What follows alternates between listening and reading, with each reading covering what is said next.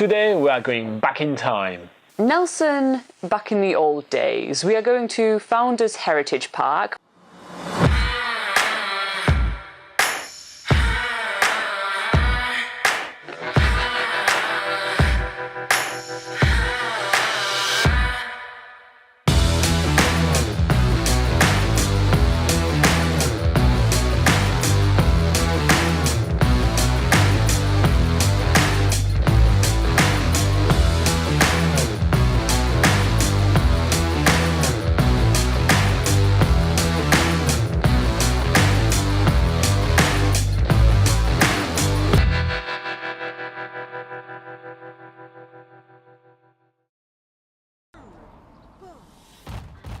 So today we are in Founders Park, which is a historical park in Nelson, which basically is a reproduction of Nelson in about 60 or 70 years ago.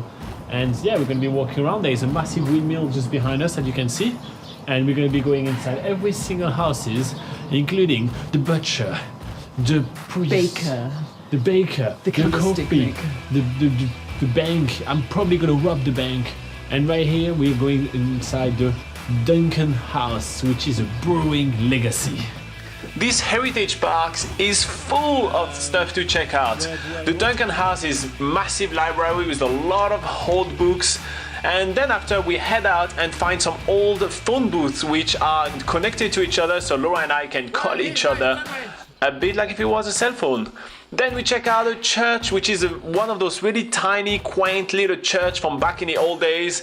Laura and I do a little bit of role play because, well, that's what we do. You know, we don't know much about heritage stuff, but we like to make jokes about everything. So after she solemnly decides to marry me, we walk out and make our way across the street to the old technology house, which house a lot of old printing machines and phones.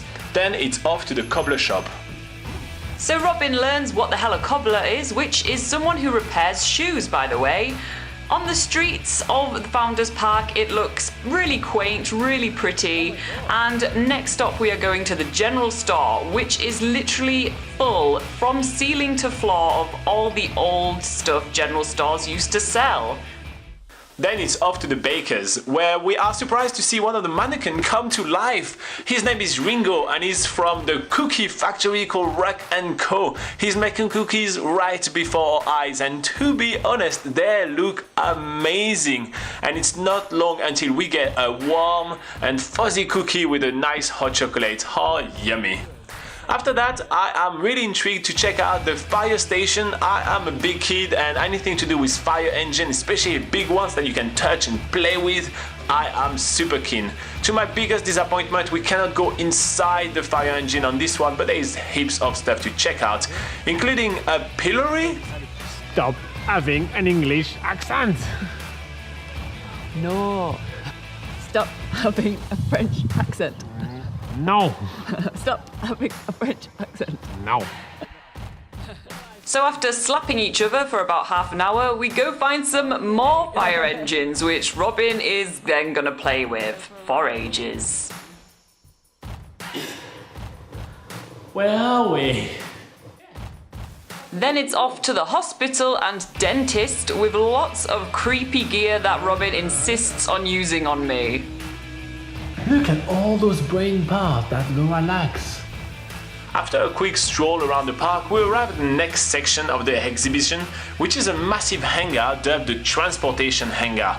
This houses a lot of old buses and old means of transportation.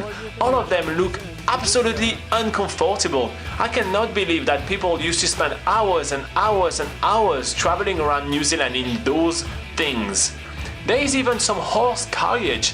I did not know that people used to travel around New Zealand in horses. It boggles my mind. We can also listen to some recordings of diaries when people were terrified of travelling back in the day. Next up, the transportation continues in the mini museum of the train station. And then it is the mini museum of the brewery.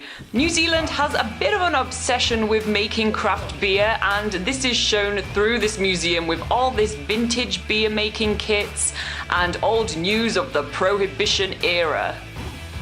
And now we're going to actually try out some beer for ourselves. So actually at Founders Park is the Founders Brewery, which makes loads of variety of craft beer. Those beers are actually pretty famous in New Zealand and can be found in most supermarkets as well. So because Laura and I are not sure what we want, we opt for the tasting tray. It's just an easier way to get a little bit of everything. She picks a nice table outside and then it's just a long wait until our yummy tasty tray finally arrives. And it even comes with a cheat sheet that tells us a bit more information on each of the beer that we're gonna be sampling. At $12 for a tasting tray, that's a pretty good deal on some well-filled tasting glasses. There's a whole variety of beers to try, and to be honest, we don't know which one we prefer the most. And our last stop of the day is at this huge plane. So we're about to see what people used to fly in the sky with, and it is really terrifying. I would not want to be in this tin can in the sky. It's interesting to find out more about these things, but man, people back in the day were brave.